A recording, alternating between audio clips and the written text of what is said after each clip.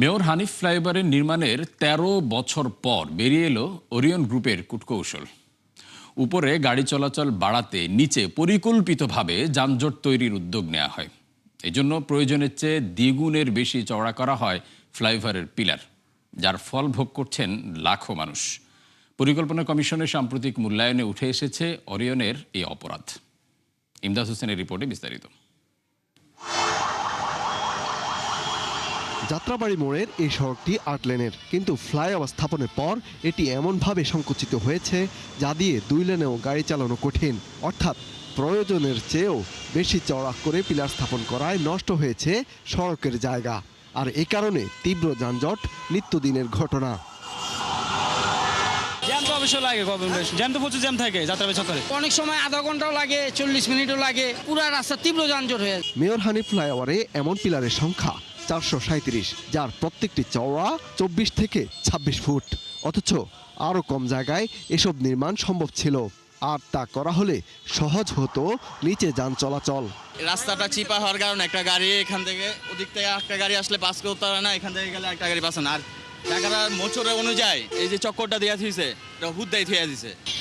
এটি মগবাজার মোচাক ফ্লাইওভারে মালিবাগ মোড়ের একটি পিলার, যা চওড়ায় ৮ ফুটের মতো। তাহলে প্রশ্ন, হানিফ ফ্লাইওভারের পিলার কেন এত চওড়া? সম্প্রতি এই প্রশ্নের জবাব খুঁজেছেন বুয়েট ও পরিকল্পনা কমিশনের কারিগরি বিশেষজ্ঞরা। তাদের পর্যবেক্ষণ হলো প্রকৌশলগত কারণ বা ভুলে হানিফ ফ্লাইওভারের পিলার চওড়া হয়নি, বরং তা ইচ্ছাকৃতভাবেই করা হয়েছে ভিন্ন উদ্দেশ্যে, যাতে জড়িত খোদ নির্মাতা প্রতিষ্ঠান ওরিয়ন ইনফ্রাস্ট্রাকচার।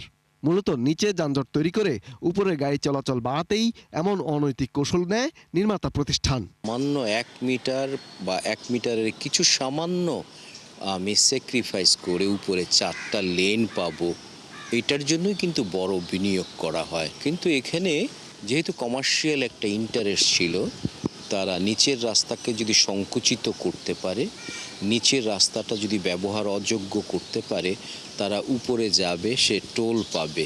এটা কমার্শিয়াল এন্টিটি করতেই পারে, কিন্তু তার সাথে সংশ্লিষ্ট যারা বাস্তবায়নকারী ছিলেন ডিসিসি, তারাও কিন্তু এটার একটা পার্ট অফ দ্য উন্নয়নের অংশীদারি ছিলেন।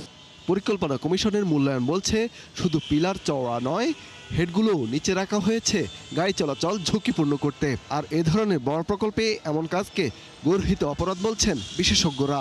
এটা পিপিপি প্রজেক্টের যারা বাস্তবায়ন করেছে, তারা তাদের ইনকাম বাড়ানোর জন্য নিচের রাস্তাটাকে খণ্ডিত বিখণ্ডিত করার একটা উদ্দেশ্য ছিল, এবং এই হীন উদ্দেশ্য চরিতার্থ করার জন্য তারা তাদের যে পিয়ারের উপর বানিয়েছে, এই পিয়ারের হেডটা এমনভাবে দিয়েছে গাড়ি চলার সময় প্রথম দিকে লেগে যেত, যার ফলে তার সমপরিমাণ জায়গা রাস্তার থেকে কেটে নিয়েছে। তাতে দাঁড়ালো, আমি যতটুকু নিচের রাস্তাটাকে আমি কেটে ফেললাম, ঠিক সমপরিমাণ জায়গা উপরে দিলাম। এটা কখনো উন্নয়ন হতে পারে না। দেশের অন্তত ৩০ জেলা থেকে ঢাকায় প্রবেশমুখ এই যাত্রাবাড়ি, যেখানে ২০১০ সালে শুরু হয় এই ফ্লাইওভার নির্মাণ। সরকারি বেসরকারি অংশীদারিত্বে এই প্রকল্পে মূল বিনিয়োগকারী ওরিয়ন গ্রুপ। ইমদাদ হোসাইন, ৭১, ঢাকা। জোরালো হচ্ছে সম্মিলিত ইসলামী ব্যাংক ভেঙে যাওয়ার আলোচনা। অথচ গেল ১.৫ বছরে টাকা ছাপিয়ে সহায়তা নেয়া কিংবা সরকারি অর্থে একীভূত হওয়ার মতো সুবিধা নিয়েছে প্রতিষ্ঠানগুলো। এরই মধ্যে নাম প্রত্যাহারের আবেদন জানিয়েছে এসআইবিএল। কেন্দ্রীয় ব্যাংকে দৌড়ঝাঁপ করছে এক্সিমও। বিশ্লেষকরা মনে করেন, আর্থিক খাত ঘিরে বারবার সিদ্ধান্ত পরিবর্তন হলে আস্থা হারাবেন গ্রাহকরা। মিসবাহ হাসানের রিপোর্ট। দেশের আর্থিক খাতের আলোচিত উদ্যোগ ৫ ব্যাংক একীভূতকরণ, যার আনুষ্ঠানিক যাত্রা শুরু হয় গেল ডিসেম্বরে। কিন্তু ৫ মাস পার হলেও পরিপূর্ণ কার্যক্রম শুরু হয়নি প্রতিষ্ঠানটিতে। এমনকি আটকে আছে প্রতিশ্রুতি অনুযায়ী গ্রাহকদের টাকা দেওয়ার প্রক্রিয়া। এমন বাস্তবতায় আলোচনা শুরু হয়েছে একীভূত অবস্থায় থাকা কিংবা না থাকা নিয়ে। শুধুমাত্র রেজলিউশন পদ্ধতি হিসেবে লিকুইডেশন ব্রিজ ব্যাংকের নিকট হস্তান্তর সম্প্রতি পাশ হওয়া নতুন রেজুলেশনে ধারা যুক্ত করে সুযোগ রাখা হয় পুরনো পরিচালকদের ফিরে আসার। আর এর কিছুদিন পরেই একীভূত অবস্থায় থাকতে না চেয়ে কেন্দ্রীয় ব্যাংকে চিঠি দেয় SIBL। আলোচনা শুরু করেছে এক্সিমও। ফলে শেষ পর্যন্ত সম্মিলিত ইসলামী ব্যাংক ধরে রাখা যাবে কিনা জোরালো হচ্ছে সেই প্রশ্ন। এই ব্যাংকের ভবিষ্যৎ নিয়ে রাষ্ট্রই সিদ্ধান্ত নেবে যে এই ব্যাংকটা মার্জারকৃত অবস্থায় আমরা আরও এগিয়ে যাব কিনা, নাকি অন্য কোনো ভিন্ন ধারণা আসবে। বাংলাদেশ ব্যাংক এই ব্যাপারে কিছুই করবে না। যে ব্যাংকের মালিক সরকার এই ব্যাংকের ভবিষ্যৎ নিয়ে যে সিদ্ধান্ত নেবে, বাংলাদেশ ব্যাংক সেটা এক্সিকিউশনের জন্য কাজ করে যাবে। কেন্দ্রীয় ব্যাংকের তথ্য অনুযায়ী ওই 5 ব্যাংকের খেলাপির পরিমাণ ছিল 48 থেকে 97% পর্যন্ত। সব মিলিয়ে যা প্রায় 1.5 লাখ কোটি। একীভূত হওয়ার আগে কার্যক্রম চালু রাখতেও দেওয়া হয় মোটা অঙ্কের তারল্য সুবিধা। কিন্তু তারপর ঘুরে দাঁড়াতে না পারায় সম্মিলিত ইসলামী ব্যাংক গঠন করা হয় সরকারি অর্থায়নে। তবে বাস্তবতা বদলাতে শুরু করে নতুন সরকার ক্ষমতায় আসার পর। বিশ্লেষকরা মনে করেন আর্থিক খাত ঘিরে ঘন ঘন নীতি পরিবর্তন করলে আস্থা নষ্ট হবে গ্রাহকদের। ওই মালিকরা যদি ফেরত আসে, তাদের কর্পোরেট প্র্যাকটিসে, ফিনান্সিয়াল প্র্যাকটিসে যদি কোনো পরিবর্তন না হয়, সেই ক্ষেত্রে কেন্দ্রীয় ব্যাংক তাদের উপরে কিভাবে খড়গহস্ত হবেন, তাদেরকে কিভাবে বিচারের আওতায় আনবেন, তাদেরকে কিভাবে জবাবদিহির আওতায় আনবেন, সেটা প্রমাণ দেওয়ার ব্যাপার কিন্তু কেন্দ্রীয় ব্যাংকের কাছে। পৃথকীকরণ করে মানে আগে যেরকম ছিল সেইভাবেই চলতে দেয়া, এটাই মূল উদ্দেশ্য অর্জনের ক্ষেত্রে তো কোনো অবদান রাখবে বলে আমার মনে হয় না। যে সেক্ষেত্রে বৃহত্তর সমস্যাটার সমাধান কিভাবে হবে, আগের অবস্থা যে তৈরি হবে না তার গ্যারান্টি কি? কেন্দ্রীয় ব্যাংকের হিসাবে সম্মিলিত ইসলামী ব্যাংকে মোট হিসাব 91.5 লাখ, আর কর্মীর সংখ্যা 15,000-এরও ওপরে। মিসবাহ হাসান, 71, ঢাকা। ভোক্তা পর্যায়ে বাড়ানো হলো ভোজ্য তেলের দাম। ফলে প্রতি লিটার বোতলজাত সয়াবিন 199 টাকা আর খোলা 180 টাকা নির্ধারণ করা হয়েছে। বাণিজ্য মন্ত্রণালয়ে ভোজ্য তেলের দাম সমন্বয় নিয়ে বৈঠকের পর এ তথ্য জানান বাণিজ্যমন্ত্রী খন্দকার আব্দুল মুক্তাদির। আন্তর্জাতিক বাজারে আগে থেকেই বাড়তি ছিল দাম, কিন্তু সাধারণ মানুষের কথা চিন্তা করে সরকার দাম বাড়ানোর পক্ষে সিদ্ধান্ত দেয়নি। জানান দাম কমলে স্থানীয় পর্যায়ে সমন্বয় করা হবে। এ সময় মেঘনা গ্রুপ অব ইন্ডাস্ট্রিজের চেয়ারম্যান মোস্তফা কামাল জানান সরকারের সিদ্ধান্ত মেনে নিয়েছেন তারা। তবে এই দাম বাড়ানোর পরও লোকসান গুনতে হবে, তাই ঈদের পরে আবারও সমন্বয় করার অনুরোধ জানান তিনি। বোতলজাত 199, আগে ছিল 195। বোতলজাত যে তেল বিক্রি হয় সেখানের মধ্যে মূল্যের কম বেশি করার কোনো সুযোগ নাই, সেটা তো বোতলের গায়ে লেখা থাকে। এখন যেহেতু মূল্য সমন্বয় হয়েছে, আমরা নজরদারি আরও বৃদ্ধি করব, স্থানীয় প্রশাসন করবে, ভোক্তা অধিকার করবে। মাননীয় প্রধানমন্ত্রী এবারে খুব কনসার্ন, তো যার জন্য আমাদের এই বিষয়ে কিছু বলার নাই। এটা যেটা হয়েছে অত্যন্ত মিনিমাম, কিন্তু আমাদের এটা অ্যাডজাস্টমেন্টটা পুরোপুরি হয় নাই। তারপরেও মাননীয় মন্ত্রী যেখানে বলছে আমরা সেই জিনিসটাই মেনে নিচ্ছি।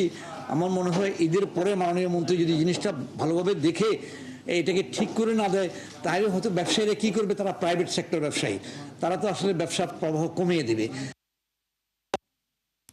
দর্শক, এই মুহূর্তে বাজার পরিস্থিতি জানাতে রাজধানী মোহাম্মদপুর থেকে যুক্ত হচ্ছেন সহকর্মী মিসবাহ হাসান। আমরা যাচ্ছি তার কাছে। মিসবাহ, জ্বালানি তেলের পর ভোজ্য তেলের দাম বৃদ্ধি, পাশাপাশি টানা 2 দিন বিভিন্ন অঞ্চলে ভারী বৃষ্টিপাত হয়েছে। সব মিলিয়ে বাজার পরিস্থিতি কেমন দেখছেন এই মুহূর্তে?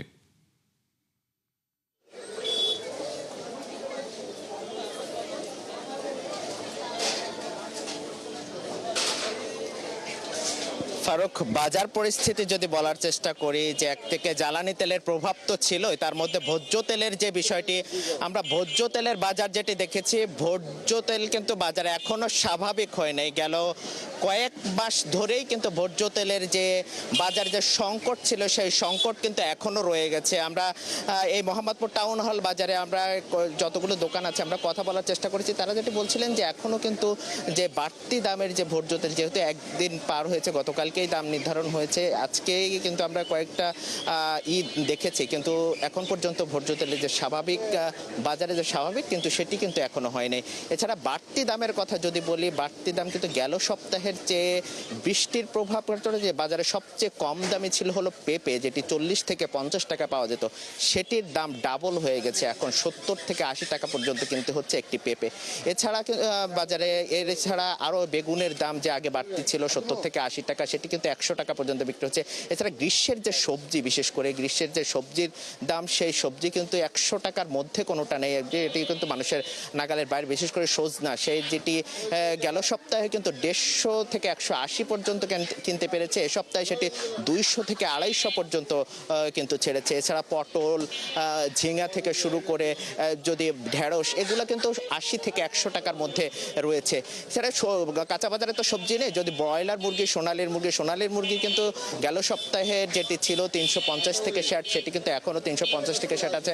আর ব্রয়লার মুরগিটা একটু ওঠানামার মধ্যে আছে, গেল সপ্তাহে যেটি 80-90 টাকা ছিল, এই সপ্তাহে সেটি 200 থেকে 220 টাকা পর্যন্ত বিক্রি হচ্ছে। এছাড়া একটু বলে রাখি, পোলাও চালের দামটা কিন্তু অনেক ক্ষেত্রে বেড়ে গিয়েছে, সেটি ঈদের পর রমজানের আগে থেকে কিন্তু ধারাবাহিকভাবে কিন্তু বাড়া শুরু হয়। এটি 120 থেকে 30, এখন খুচরা বাজারে যেটি খোলা পোলাওয়ের চাল সেটি কিন্তু 150 টাকা পর্যন্ত বিক্রি হচ্ছে, কিন্তু প্যাকেট যাতে সেটি কিন্তু 200 টাকা পর্যন্ত ছাড়িয়েছে। এছাড়া চালের দামের বাড়তি কিছুটা থাকলেও কিন্তু নতুন চালের যে মৌসুম আসছে, সেই চালের দাম কিন্তু এখন কিছুটা 1-2 টাকা হারে কিন্তু কমা শুরু করেছে। সবকিছু মিলে বাজারের যে বাড়তি যে দাম, বৃষ্টির যে প্রভাব, সেটি কিন্তু আমরা দেখেছি। একই সাথে কিন্তু তেলের যে সংকট, সেই সংকট কিন্তু এখন মিসবাহ, আপনাকে অসংখ্য ধন্যবাদ। দর্শক, রাজধানী মোহাম্মদপুর থেকে বাজার পরিস্থিতি জানাচ্ছিলেন সহকর্মী মিসবাহ হাসান। যাচ্ছি পরবর্তী প্রসঙ্গে। এই মুহূর্তে দেশের কৃষি, পোশাক, হালকা প্রকৌশল, নবায়নযোগ্য জ্বালানি সহ বেশ কিছু খাতে বিনিয়োগের দারুণ সম্ভাবনা রয়েছে, কিন্তু সুশাসন ও নীতির অনিশ্চয়তায় আস্থা পাচ্ছেন না বিনিয়োগকারীরা। নতুন সরকারের প্রথম বাজেটকে সামনে রেখে আয়োজিত এক সেমিনারে এসব কথা বলেন পলিসি এক্সচেঞ্জ অব বাংলাদেশের চেয়ারম্যান ডক্টর এম মাসুর রিয়াজ। তার মতে ব্যবসার পরিবেশ উন্নয়নে গুরুত্ব দিতে হবে সরকারকে। এ সময় বিজিএমইএ সভাপতি বলেন, নিরবচ্ছিন্ন ও মানসম্মত গ্যাসের অভাবে ম্যানমেড ফাইবারে বিনিয়োগ আসছে না। আবার বন্দরের অব্যবস্থাপনা, দুর্বল সড়ক যোগাযোগ এবং এলডিসি গ্র্যাজুয়েশনও বড় ইস্যু হয়ে দাঁড়িয়েছে। অনুষ্ঠানে ইউরোপিয়ান চেম্বারের চেয়ারপারসন বলেন, যত দ্রুত সম্ভব ইউরোপের সঙ্গে বাংলাদেশের এফটিএ সম্পন্ন করা দরকার, এতে রপ্তানি ও বিনিয়োগে গতি আসবে। এ সময় আমলাতান্ত্রিক হয়রানির বিষয়টি তুলে ধরেন ব্যবসায়ীরা। Mainly energy. Dhaka-Chittagong Road should be expressway, the efficiency of Chittagong Port, and we have to have very important negotiation going on, which is LDC graduation deferment.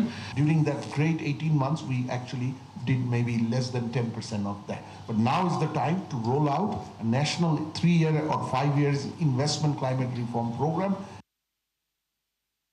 দেশের বাজারে আবারও কমলো স্বর্ণের দাম। ভরিতে প্রায় 2,500 টাকা কমে আজ থেকে 22 ক্যারেটের জন্য গুনতে হবে 2,40,336 টাকা। আন্তর্জাতিক বাজারে বাংলাদেশ জুয়েলার্স সমিতি বাজুস এক বিজ্ঞপ্তিতে তথ্য জানা হয়েছে, বলেছে যে আন্তর্জাতিক বাজারে তেজাবি স্বর্ণের দাম কিছুটা কমায় এ সমন্বয় করা হয়েছে। নতুন মূল্য অনুযায়ী 21 ক্যারেটের স্বর্ণের দাম 2,29,430 টাকা। এছাড়া সনাতন পদ্ধতির 1 ভরি রূপার দাম 3,383 টাকা নির্ধারণ করে দেয় বাজুস। ইরানের ওপর যুক্তরাষ্ট্রের দীর্ঘমেয়াদী অবরোধের প্রস্তুতির খবরে বিশ্ববাজারে ব্যাপক হারে বেড়েছে অপরিশোধিত জ্বালানি তেলের দাম। ব্যারেল প্রতি উঠেছে $126, যা 2022 সালের পর সর্বোচ্চ। মঙ্গলবার হোয়াইট হাউসে মার্কিন প্রেসিডেন্ট ডোনাল্ড ট্রাম্পের সঙ্গে দেখা করেন শেভরনের প্রধান নির্বাহী মাইক উইটস সহ জ্বালানি খাতের কর্মকর্তারা। বৈঠকটিকে ব্যবসায়ীরা হরমুজের কার্যকর দীর্ঘমেয়াদী অবরোধ অব্যাহত থাকার একটি ইঙ্গিত হিসেবেই ধরে নিয়েছেন।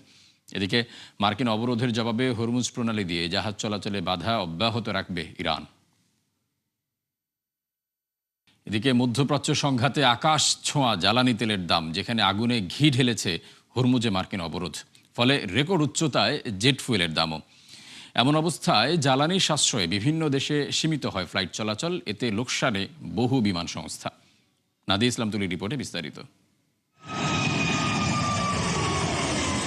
পৃথিবীর এক প্রান্ত থেকে অন্য প্রান্তে যাওয়ার প্রধান মাধ্যম বিমান, যার জ্বালানি হিসেবে ব্যবহৃত হয় অত্যন্ত পরিশোধিত ও উন্নত মানের বিশেষায়িত কেরোসিন, যা জেট ফুয়েল হিসেবে পরিচিত।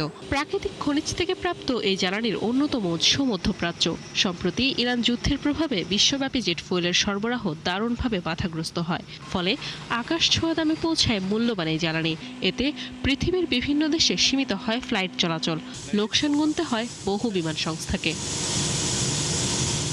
তথ্য বলছে, যুদ্ধ শুরুর পর থেকে বিশ্বব্যাপী জেট ফুয়েলের দাম বেড়েছে গড়ে 84%-এরও বেশি, আর ইউরোপে 105% বেড়ে প্রতি ব্যারেল পৌঁছায় $185। জ্বালানির এমন উচ্চ মূল্যে গেল বছরের তুলনায় বিমান ভাড়া বেড়েছে 24%। মরার উপর খাড়ার ঘা হয়েছে মধ্যপ্রাচ্যের আকাশপথ বন্ধ থাকা। এতে লন্ডন থেকে হংকং ও সিঙ্গাপুরের মতো বেশ কয়েকটি ইউরোপ এশিয়া রুটের ভাড়া বেড়েছে 3 গুণ। ক্রমবর্ধমান ভাড়া বৃদ্ধির প্রবণতায় সীমিত হয়েছে ফ্লাইট চলাচল। টিকিট প্রতি গড় মূল্য বৃদ্ধি হয়েছে দ্বিগুণের কাছাকাছি। সংকট সমাধানে উচ্চ মূল্যে জ্বালানি কিনতে বাধ্য হচ্ছে বহু প্রতিষ্ঠান। ধারণা করা হচ্ছে, চলতি বছর জ্বালানির জন্য অতিরিক্ত $1 বিলিয়ন খরচ করবে মার্কিন বিমান সংস্থাগুলো। এরই মধ্যে দেউলিয়া হয়ে সরকারের কাছে আর্থিক সহায়তা চেয়েছে স্পিরিট এয়ারলাইন্স। জ্বালানি সংকটের এই সময়ে জেট ফুয়েল সাশ্রয়ে উদ্যোগ নেয় বিমান সংস্থাগুলো। বাতিল হয় বহু ফ্লাইট। তথ্য বলছে, আগামী 6 মাসে 20,000 ফ্লাইট বাতিল করবে জার্মান বিমান সংস্থা লুফথানসা। এছাড়া ইউরোপের একাধিক গন্তব্যের 160টি ফ্লাইট বাতিল করবে ডাচ প্রতিষ্ঠান KLM। আর মে জুনের 2% ফ্লাইট বাতিল করেছে হংকং ভিত্তিক ক্যাথে প্যাসিফিক। বিশেষজ্ঞরা বলছেন, জেট ফুয়েল ঘাটতির ধাক্কা প্রথমে আঘাত হানবে এশিয়ায়, এরপর যা ইউরোপ, আফ্রিকা এবং লাতিন আমেরিকাকেও প্রভাবিত করবে। নাদিয়া ইসলাম তুলি, 71। কেন্দ্রীয় ব্যাংকের প্রধান হিসেবে 8 বছরের মেয়াদ শেষ করলেন ফেড চেয়ারম্যান জেরোম পাওয়েল। নিজের শেষ বৈঠকেও সুদের হার অপরিবর্তিত রাখেন তিনি। তবে চেয়ারম্যান হিসেবে দায়িত্ব ছাড়লেও গভর্নর হিসেবে কাজ করবেন তিনি। 2 দিনব্যাপী নীতি নির্ধারণী বৈঠকে বক্তব্যে পাওয়েল বলেন, গভর্নর হিসেবে তিনি নিজেকে আড়ালে রাখবেন এবং তার মনোনীত উত্তরসূরি কেভিন ওয়ার্শের অধীনে ভিন্ন মতাবলম্বী হিসেবে কাজ করার কোনো ইচ্ছা তার নেই। 15 মে কেন্দ্রীয় ব্যাংক প্রধান হিসেবে পাওয়েলের মেয়াদ শেষ হওয়ার ঠিক আগেই কেভিন ওয়ার্শের মনোনয়ন পূর্ণাঙ্গ সিনেটে নিশ্চিত হতে পারে। এদিকে অন্য কোথাও চাকরি পাচ্ছেন না বলেই পাওয়েল ফেডে থাকতে চাচ্ছেন দাবি করে ট্রুথ সোশ্যালে একটি পোস্ট করেন প্রেসিডেন্ট ডোনাল্ড ট্রাম্প। দর্শক, 71 বিজনেসে এই ছিল এখনকার মতো। সরাসরি সংবাদ অনুষ্ঠান দেখতে চোখ রাখুন 71 ফেসবুক পেজ এবং সাবস্ক্রাইব করুন 71 ইউটিউব চ্যানেল। থাকুন 71 সাথে।